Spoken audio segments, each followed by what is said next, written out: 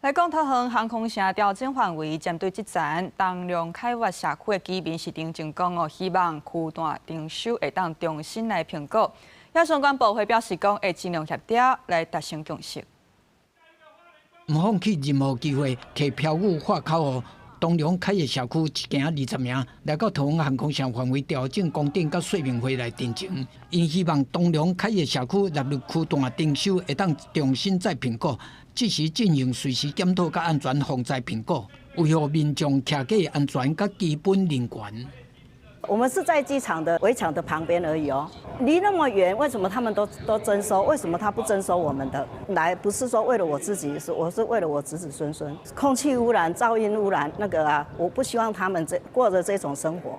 我们社区总共43户，只有6户不征收，已经发生了花莲光复的事件，难道我们要成为第2个新闻的焦点吗？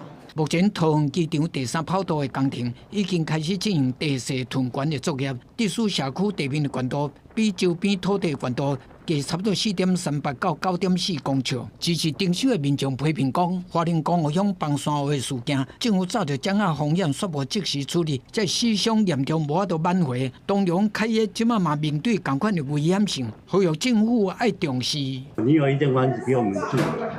坪数小一点点还可以接受，都可以接受。问题是没有啊。尊重住户的意见，好，因为这个必须要该笔土地所有权人全部同意。反对征收的民众是忧心讲，征收了本地厝体面积较小，阁无停车位，阁爱贷款。针对民众抗议政府无主动和少数无同意后协商，颠倒把问题塞转去民众家己来处理，是行政无作为。相关部会嘛回应讲，会尽量协调支持甲反对双边达成共识。记者综合报道。